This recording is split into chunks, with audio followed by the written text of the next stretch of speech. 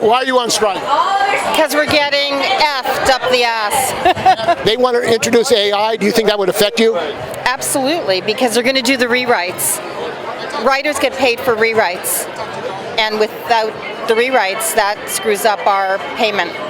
I mean, you spend a lot of years trying to get into this trade, this skill, and it's a threat that it may wipe out a lot of jobs. Absolutely. AI will wipe out a lot of jobs, especially, like I said, for rewrites. They say they want to have control of the introduction of technology because they want to control it. What do you say to that? We say not happening. It will never happen because writing is about writing with heart, and AI cannot write with heart.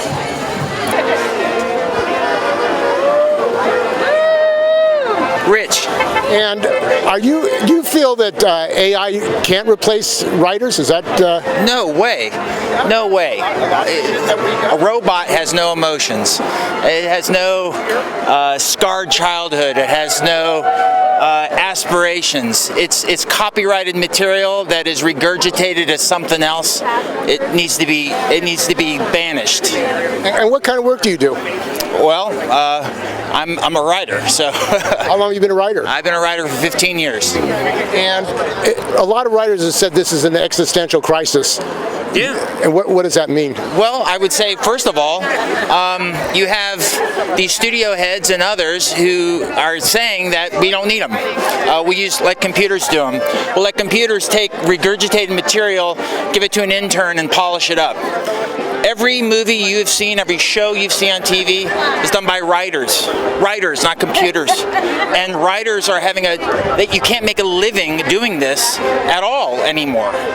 There's no residuals from these guys behind us and the others from the streaming platforms, and that's what we're fighting for. I mean, the writers are fighting for the chance to make a living. Writers are everything is like, comes from the back of a writer. It all starts from the written page. It's a totem pole, and we are buried in the ground, keeping it up. A totem pole that's not buried underground is a log that'll fall over, right?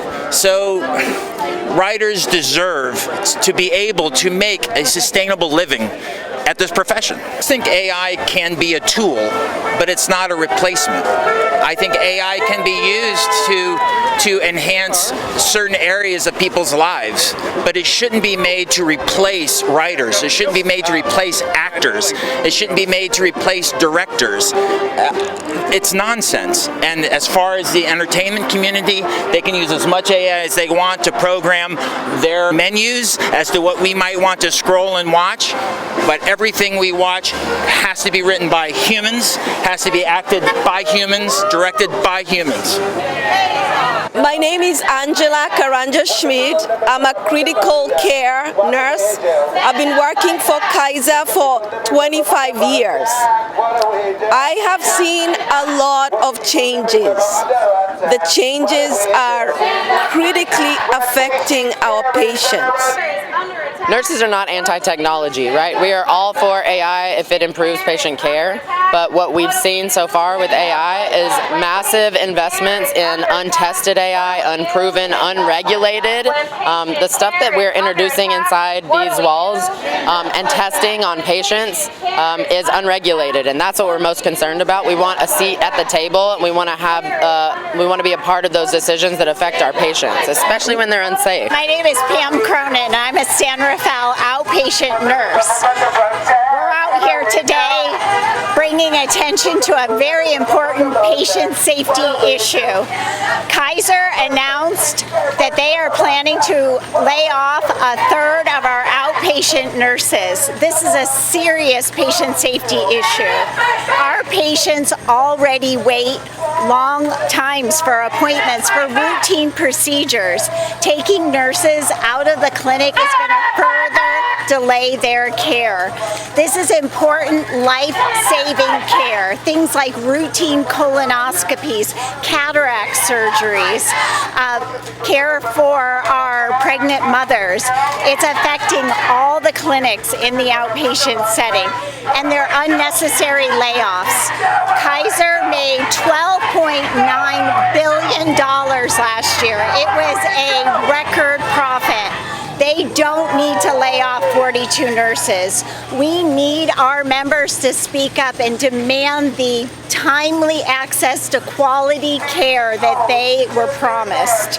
What's driving this? Is it AI, that they want to use AI to do what you're doing? Yes, and AI cannot replace direct patient care. AI can't do colonoscopies. AI can't do wound care. AI can't do fetal monitoring. It's money, and our patients have already paid for quality care. Well, one of the presidents of CNAN and OC. Well, Kaiser is using AI in their secure messaging system that we know of, and what it does is it sorts the messages that patients are sending, and so that bypasses much needed assessment and evaluation of these messages by nurses.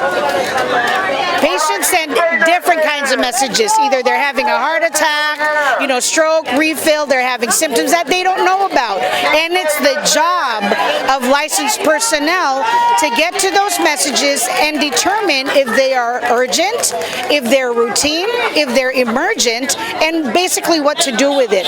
Well, now Kaiser is using technology that includes AI to sort these messages out so that licensed personnel never sees these messages, and you can just tell how dangerous that can get. I'm Patrick M.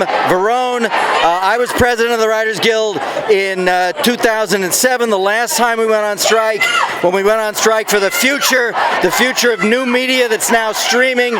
And in the 15 years since then, the companies that employ us have figured out business models and methods to make our work more valuable to the viewing audience and less valuable to us.